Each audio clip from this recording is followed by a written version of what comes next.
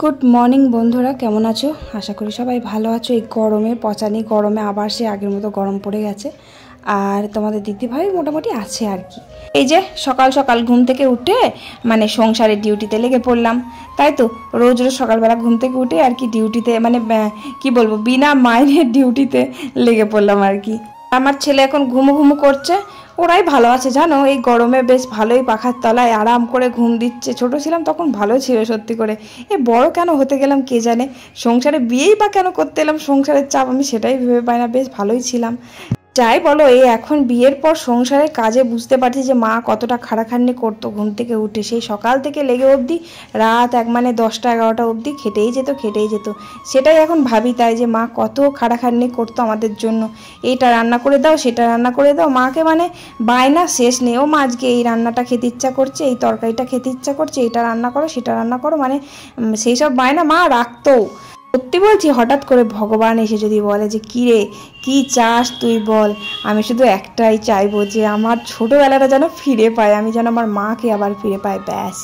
আর কিছু চাই না। কী যে ভালো ছিল দিনগুলি, সত্যি করে মনে পড়লেই কেমন বুকে যেন আঘাত লাগে সত্যি করে। ছোটোবেলায় দাদার সাথে খুনসুটি, ঝগড়া করা, মারামারি, ওর সাথে আমার যে কী মারামারি লাগতো সত্যি করে বিশ্বাস করো। পেন নিয়ে, খাওয়া নিয়ে, ঘুমোনো নিয়ে, একটাই আমাদের 5 বালিশ ছিল, ওই 5 বালিশটা নিয়ে কাড়াকাড়ি হতো।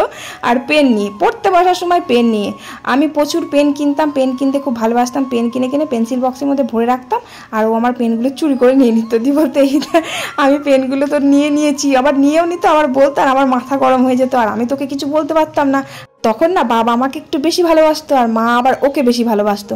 আর আমি কিছু বলতে পারতাম না বলে না, আমি ষাঁড়ের মতো চেঁচাতাম আর কি, কাঁদতাম আর কি, নাটক করে করে।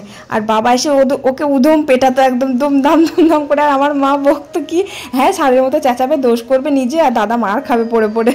আমার দাদা জানো তো আমাকে না পুতুল খেলতে দিত না। আর আমার একটা বদ অভ্যেস ছিল, অনেক বড় অবস্থাতেও পুতুল খেলেছি, এত বড় হয়ে গেছি তাও আমি পুতুল খেলতাম, পুতুল খেলতে খুবই ভালোবাসতাম। আর আমার দাদা কি করতো জানো, পুতুলগুলো নিত, দি পুতুলের যে লম্বা লম্বা যে পুতুলগুলো হয় না, সে গলাগুলো খোলা যায়, হাত পাগুলো খোলা যায়, সে গলাটাকে খুলতো, খুলে দিয়ে পুতুলের চুলের সাথে দড়ি দিয়ে বেঁধে ওই পাখার মধ্যে আটকে দিত, দিয়ে পাখাটা চালিয়ে দিত, দিয়ে আমাকে ডাকতো।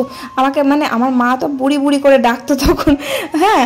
দিয়ে আমার দাদা ওরম বুড়ি বলতো, এ বুড়ি শিগগিরি দেখে যা তোর মেয়ে গলায় দড়ি দিয়েছে। আমি তখন সে পুতুলকে সে মেয়েই বলতাম। দিয়ে গিয়ে দেখি আমার পুতুলটা পুতুলের মাথাটা ওই পাখার নিচে বন করে ঘুরছে। এমন কচ্চর ছিল সত্যি। আর আমাদের বাড়িতে কিন্তু অনেক বাচ্চা আছে, যেমন আমার ননদের মেয়ে, তারপরে আমার কাকা শ্বশুরের মেয়ে, আমার জায়ের মেয়ে, জায়ের ছেলে, আমার ছেলে। কিন্তু অনেক বাচ্চা থাকলে কি হবে, প্রত্যেকজনের হাতে একটা করে ফোন, ব্যাস। সবাই যদি এক জায়গায় সামনে বসেও থাকে, তাহলে সবাই যে যার নিজের ফোন ঘাঁটতে ব্যস্ত। কেউ যে এসে খেলা করা কি কিছু, আমরা যেমন খেলতাম সে খেলাটা নেই। ফোনের যুগ এসে গিয়ে না, ওইসব খেলা মাঠ কিছুই নেই, সব ভুলে গেছে। আমাদের দিনগুলো বড্ড ভালো ছিল সত্যি করে। তোমাদের সাথে এই গল্পগুলো না করতে আমার খুব ভালো লাগে। ছোটোবেলাকার গল্প, আমার বিয়ের আগেকার গল্প, এগুলো করতে আমার ভীষণ ভালো লাগে। রোজ রোজ এই সংসারের কথা কি আর বলবো বলো, তোমাদেরও তো শুনতে খারাপ লাগবে একঘেয়ে জিনিস শুনতে। তাই তোমাদের সাথে আমার বিয়ের আগের ছোটোবেলাকার গল্পগুলোই বলতে আমার ভীষণ ভালো লাগে। মায়ের কথা তো কি বলবো, মাকে কেউ কখনো ভুলতে পারে বলো? যত বছর কেন, সারা জীবন পেরিয়ে গেলেও যতদিন আমি বেঁচে থাকবো, মাকে আমি কোনোদিনই ভুলবো না। আর তোমাদের একটা জিনিস দেখাতে চাই, তোমরা দেখো আমার মার সাথে না লাস্ট একটা ছবি আছে, সেটা তোমাদেরকে আমি দেখাই। দেখো, এই যে দেখো, এই ছবিটা কিন্তু আমার মার সাথে তোলা একদম লাস্ট ছবি। আমার মা দেখেছো কেমন খুব রোগা, তখন কিন্তু বাবা মারা যাবার পরের ছবি। আর এই যে কোলে দেখেছো, এটা কিন্তু আমার বড় ছেলে। আর ওই যে পেছনে চশমা পরে ওই হাঁদারামটাই হচ্ছে আমার দাদা। তখন কিন্তু দাদা খুব ভালো ছিল, খুব ভালোবাসতো আমাকে, সেসব দিনগুলো ভোলার না। আর এই বাচ্চাটা কে বলো তো, এই বাচ্চাটা আমার দাদার ছেলে। আর এইটা হচ্ছে আমার বড় ছেলে। ছোটবেলায় কত ছোট ছিল তখন, দেখেছো? আমার বড় ছেলে একদম দিদার খুব আদর খেয়েছে, কিন্তু ছোট ছেলে আমার জানতেই পারলো না আমার মা যে আমার ছেলে হয়েছে কিছু। তার আগেই তো অনেক আগেই মারা গেছে। আর আমার মা দেখেছো কত রোগা, আগা গোড়ায় কিন্তু আমার মা এরকম রোগাই ছিল। তো যাই হোক, আমি ছবিগুলো দেখালাম, তোমাদের বড্ড ইচ্ছে করছিল দেখাতে। এই ছবিটাই কিন্তু আমার ফোন থেকে লাস্ট তোলা ছিল, আমার মায়ের ছবি। তারপর আর কোনো ছবি তোলার সুযোগ আর হয়নি। এমনিতে আমার বিয়ের অ্যালবামে মায়ের ছবি ছিল, তোমাদের দেখিয়েছি তো, ওই ছবিগুলো আছে। আমি ওই যে অ্যালবামে লাস্টের পেজে রেখে দিয়েছি, কারণ যখন অ্যালবাম ধরো কেউ দেখতে আসে তখন ছবিগুলো দেখলে খুব মনটা খারাপ করে, তার জন্য আমি পিছনের দিকে রেখে দিয়েছি। মানে যখন মায়ের জন্য মন খারাপ করে না, বসে বসে আমি ওগুলো খুলে দেখি।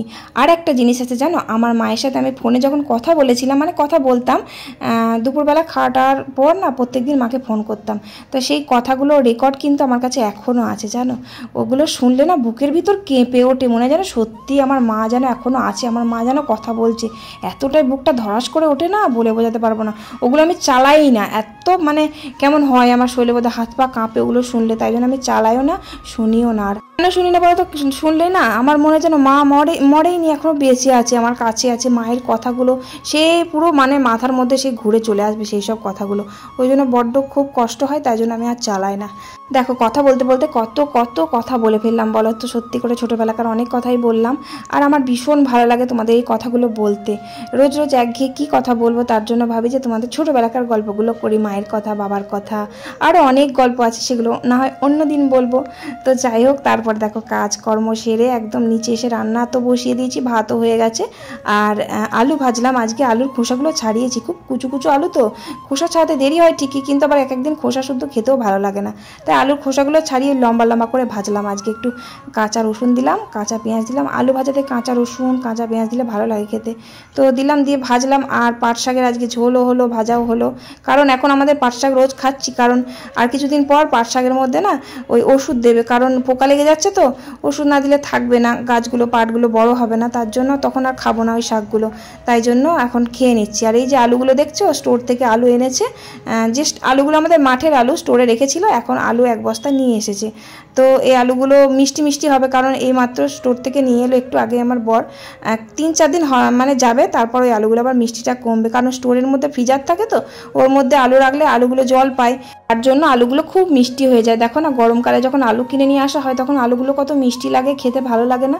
আর আজকে ওই যে পাট শাকটা ভাজা আগে করে নিলাম, দিয়ে পাট শাকটা সিদ্ধ করতে দিয়েছিলাম, দিয়ে আমি ভাতটা খেয়ে নিলাম।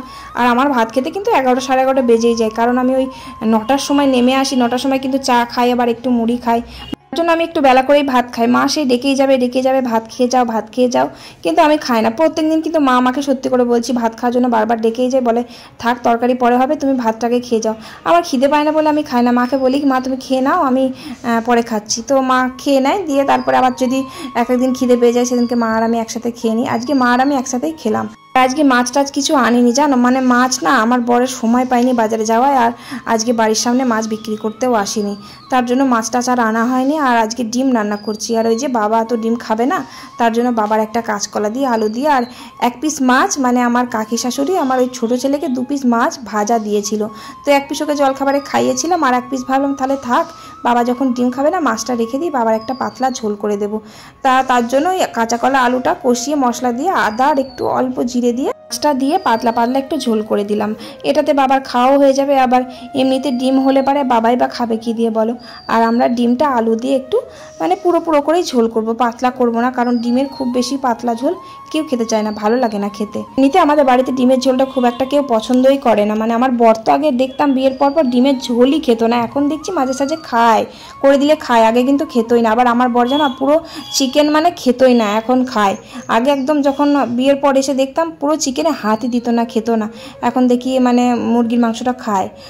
তো ডিমের ঝোলটাও খেত না, এখন ডিমের ঝোলটাও খায়, মানে যেসব জিনিস খেত না সব দেখি এখন মোটামুটি খায়। আর আমার এই ডিমের গোটা গোটা সিদ্ধ করে তরকারি থেকে না ওই ডিমের বড়া করে তরকারি করলে না ওটা আমার বেশি ভালো লাগে খেতে। তো আর কে ভাজে ভেজে বড়া করছে, তার জন্য ওই গোটাই করে দিলাম। আমার ডবল খাটতে আর ভালো লাগে না নিজের জন্য, যতই রান্না করি না কেন ওই ডিমের বড়া ভাজো আবার এই করো তা করো, মানে বেশি সময় লাগতো না ঠিকই, একবারে ডিম সেদ্ধ করতে দিয়েছি, দিয়ে যে ডিমের ঝোল করে ফেললাম, ব্যাস হয়ে গেল রান্না। হ্যাঁ হ্যাঁ, একটা কথা বলতে ভুলেই যাই বারবার, একটা বোন কমেন্ট করেছে যে দিদি ভাই দাদা ভাইয়ের বয়স কত বয়স কত বয়স কত, মানে প্রায় কমেন্ট করে, আমি সেই রোজই ভাবি বলবো ভিডিওতে, ভুলেই যাই, শুধু ভুলেই যাই। দেখো তোমাদের দাদা ভাই কি মনে হয় তোমাদের দেখে যে আমার থেকে অনেক বয়সে বড়, তাই না? হ্যাঁ, আমার থেকে কিন্তু অনেকটাই বড়। এবার দেখো ব্যাপারটা কি, বয়সে কত বড় না বড় সেটা বড় কথা নয়, মানে সংসার করছি শান্তি করে, ভালো মানুষটা কেমন সেটাই হচ্ছে বড় কথা। তবে তোমাদের এটা বলে রাখি, আমার বয়সের থেকে তোমাদের দাদাভাই 5-7 বছরের বড়। আমার কাছে কোনো কিছু মনে হয় না যে বড় হোক ছোট হোক, অত কিছু মনে হয় না। তো যাই হোক, তোমরা জিজ্ঞেস করেছিলে তাই বললাম। তারপর রান্নাবান্না সেরে আমি ছোটো সোনাকে খাওয়ালাম। আর সেই সময় এই যে দেখো, এটা কী বলো তো, আমাদের পাড়ার মানে আমার বাপের বাড়ির, আমার বাড়ির সামনে বাড়ি, এটা হচ্ছে আমার একটা ভাইয়ের মতো, মানে আমার থেকে 1 বছরের ছোট আর কি। তো ও এসেছে কিসের জন্য জানো আমার বাড়িতে? ও এসেছে পেঁয়াজ কিনতে আমাদের বাড়িতে। ও সবজির ব্যবসা করে। তো আমার বরের ওই যে বললাম না, আমাদের পেঁয়াজ তুলে রেখে দিয়েছে ঝুলে। তো ওই পেঁয়াজগুলোকে বলেছিলাম যে পেঁয়াজ ওখানে কি দাম দর চলছে, তুই পেঁয়াজ নিবি? তো ও বলেছিল যে আমাকে, হ্যাঁ পেঁয়াজ নেবো, তা তোর বরকে বলিস, তা 20-25 বস্তা নেবে বলেছিল। তো আমার বরকে বললাম, সকালবেলা শটাশট ও পুরো বাইক নিয়ে চলে এসেছে পেঁয়াজ নিতে। তো পুরো দাম দর করে পেঁয়াজের মানে টাকা পয়সা দিয়ে চলে গেছে। কালকে পেঁয়াজটা আমার বর মানে গাড়িতে লোড করে পাঠিয়ে দেবে আর কি। তারপর নিতাই চলে যাওয়ার পর, মানে ওর ভাড়াটার নাম হচ্ছে নিতাই, ও চলে যাওয়ার পর তারপর আমি চানটা করলাম। আর কতবার ওকে ভাত খেতে বললাম, কিছুতেই ভাত খেলো না। আমি রান্না করেছিলাম, এক্সট্রা ডিম রান্না করেছিলাম, তো কিছুতেই ভাত খেলো না। আরও একজন ছিল মানে ওর মহাজন আর কি, ও কিছুতেই খেলো না আমার বাড়িতে, জানি না কেন খেলো না। অনেকবার সবাই রিকোয়েস্ট করেছিল, আমার বর, শ্বশুর মশাই, তারপরে জেঠু শ্বশুর সবাই বললো খাওয়ার জন্য, ও আমার বাড়িতে খেলো না, জানি না কেন। ওকে বারবার করে খেতে বললাম, তো খেলো না। তো যাই হোক, না খেলে আর কিছু করার নেই, জোর করতে তো আর পারবো না। উনি আবার আমার ভিডিওটা দেখে জানো তো, ওর নাম হচ্ছে সুদীপ্ত বিশ্বাস। আর আমাকে প্রত্যেক দিন প্রত্যেকটা ভিডিওতে কিন্তু কমেন্ট করে, আমাকে এসে বললো, এই আমার ভিডিওতে কিন্তু, তোর ভিডিওতে কিন্তু আমার নামটা নিবি, সবার নাম নিস, আমার নাম নিস না কেন? আমার এত হাসি পেয়ে গেছে। আমি বলছি ঠিক আছে, তোর নামটা নিয়ে নেবো। তো সুদীপ্ত বিশ্বাস, আপনি কমেন্ট করার জন্য থ্যাংক ইউ সো মাচ। তো তারপর ও চলে যাওয়ার পর আমি চান টান করে ভাত খেতে বসলাম। গুবলু সোনাকে তো খাইয়ে দিয়েছি, ও আসার আগেই আমি ওকে খাইয়ে দিয়েছিলাম। তো ও ঘুমোয়নি এখনও, খেলা করছে ঘরে। তারপরে এই যে দেখো, আমি তোমাদের দাদাভাই আর আমার বড় ছেলে খেতে বসেছি। পাট শাকের ঝোল, পাট শাকের ভাজা, আমি তো ঝোল খাই না, পাট শাক ভাজা দিয়ে খেলাম। আমি আর আমার জেঠু শ্বশুর পাট শাকের ভাজা খেতে ভালোবাসি। পাট শাক ভাজা, আর কি রান্না করলাম, ডিমের ঝোল, আর কি করেছি আমি নিজেই ভুলে যাই। দেখো তারপরে এই যে দেখো, খেটে এসে এই আমার দুষ্টু সোনাটাকে ঘুম পাড়ানোর কত চেষ্টা করলাম, কিছুতেই ঘুমোলো না। ও যদি তাড়াতাড়ি চট করে ঘুমিয়ে যায় তাহলে আমার অনেক কাজ হয়। মানে আমি খাওয়া দাওয়া করার পরে যে ভিডিওটা এডিট করি, তো তারপরে একটু চোখটা বুঝি, খুব ঘুম এসে যায়। তো ওনাকে তো ঘুম আমি পাড়াতেই পারলাম না, এত দুষ্টুমি করছে। দেখে চোখে কোনো ঘুমের দৃশ্য আছে যে ও ঘুমাবে? কিছুতেই ঘুমোলো না। তারপর ঘুমোলো না বলে আমি আবার কাজগুলো কমপ্লিট করে নিলাম, বাসন কুসন ধুলাম, ঘর ঝাড় দিলাম।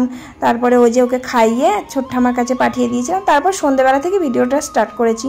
কারণ ওই যে আমি ভিডিওটা এডিট করতে পারিনি, গুবলু সোনা ঘুমোয়নি, তার জন্য তখন এডিট করতে পারিনি বলে বিকেলবেলার দিকটা এডিট করছিলাম বলে, আর মানে ভিডিও তখন আমি আর অন করিনি। আর কী বা অন করবো, ঘর ঝাড় দিয়েছি খুব তাড়াতাড়ি, আর খুব তাড়াতাড়ি করে বাসন কুসনগুলো ধুয়েছি ভিডিওটা এডিট করতে হবে বলে। তারপর এই যে দেখো, সন্ধে হয়ে যাওয়ার পর সন্ধেটা দিলাম। আর আজকে চাউমিন করলাম একটু। আমার গুবলু সোনা জানো চাউমিন খেতে ভীষণ ভালোবাসে, এতটাই ভালোবাসে সে কি বলবো, মানে আমার বড় ছেলেও অতটা ভালোবাসে না।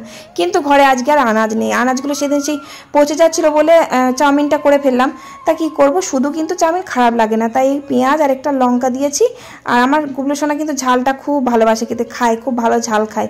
আর একটু আধটু আমি ঝাল মানে আঝাল, আমার বড় ছেলেকে যেমনি একেবারে আঝালা ছোটোবেলা থেকে খাইয়েছি, তাই এখন কোনো ঝালই খেতে পারে না। তার জন্য আমি ছোটো ছেলেকে ভাবছি লঙ্কা খাওয়া শেখাবো, ঝাল খাওয়াটা শেখাবো, সব রকম খাওয়া শেখাবো, দেখি কি হয় বড় হয়ে। তার জন্য শুধুই করলাম। আলু দিলেও হতো, কিন্তু আলু দিতে গেলে একটু দেরি হবে, আলুটা ভাজতে চটজলদি কোনো রকমের মানে চাউমিনটা ভেজে দিলাম আর কি। আর ডিমও ছিল না যে ডিম দেবো একটু। আর ডিম এখন মানে সন্ধ্যেবেলা প্রচণ্ড গরম, তো ডিম ভেজে দেওয়ার থেকে শুধু খাওয়া ভালো। এমনিতেও চাউমিন খাওয়া খুব একটা ভালো তা না, কিন্তু বাচ্চা ছেলের মুখ যতই মানে দুধ খেতে চাইছে না, মুখের একটু খাবারের টেস্টও বদল করা উচিত। তার জন্য ভাবলাম একটু মাঝে সাঝে চাউমিন, একটু ম্যাগি খাওয়া কিন্তু খুব একটা ভালো না। চাউমিন যদিও বা ভালো, কিন্তু ম্যাগি খাওয়া ভালো না একটুও।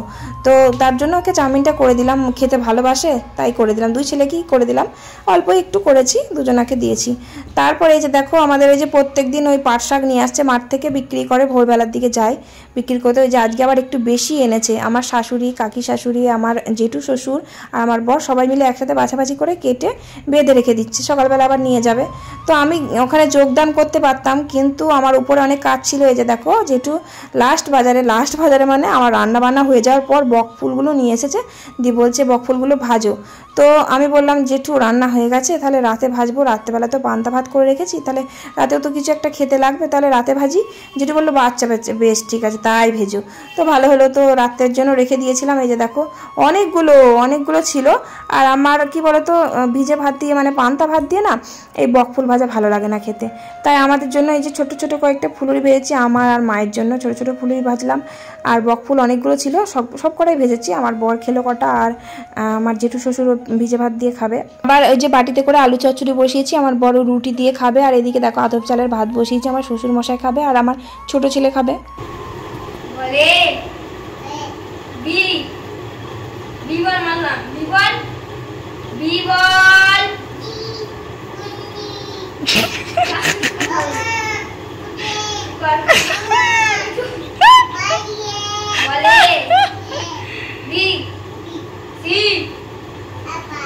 সোনা কিন্তু ভালোই এখন পড়াশোনা করে জানো, মানে 1 2 ABCD বেশ মুখে মুখে বললে পারে, বেশ ভালোই পড়ে। পাকা পাকা কথার বেলায় তো খুব হয়েছে, তাই ভাবছি যে ওই মুখে মুখে এই পাকা পাকা কথা না বলে পড়াশোনাগুলো একটু শেখানোর জন্য। তো আমার বড় ছেলে ওকে পড়ায়, তা না হলে ওর বাবা আবার বাড়ি এসে শেখায় পড়ায়, তো পড়ে আবার এক এক সময় দুষ্টুমি করে, ছোট তো তাই। তো যাই হোক, তারপরে বরমশাইয়ের গরম গরম রুটিটা করে দিলাম। আর ওই পাট শাক বাজতে বাজতে পুরো 10টা বাজিয়ে ফেলেছে। দোকান বন্ধ করে বাড়ি এসে তো খায় 2-4টে মুড়ি টুড়ি, এবার তো সেটা আর খায়নি, তাই বড্ড খিদে পেয়ে গেছে। সে গরম গরম তাড়াতাড়ি কয়েকটা রুটি ভেজে দিলাম, আটাটা তো মেখেই রেখে দিয়েছিলাম আগে করে। আর আমাদের পান্তা ভাতটা না এই গরমের জন্য এত টকে গেছে কি বলবো, তো ভাতগুলো সে ভালো করে একটু জলে ধুয়ে নিলাম। এই গরমে পান্তা ভাত বেশ রাত্রেবেলা ভালোই লাগে, মানে গরমে গরম ভাত মুখেই ওঠে না। তো দেখো আমার পান্তা ভাত খেলে বড্ড গলায় আটকায়, কেন কে জানি, প্রচণ্ড যখনই পান্তা ভাত খাই গলায় খুব আটকায়, এমনিতে গরম ভাতও গলায় আটকায়। চলো আজকে ভিডিও এখানেই শেষ, ভালো লাগলে একটা লাইক করো, বাই।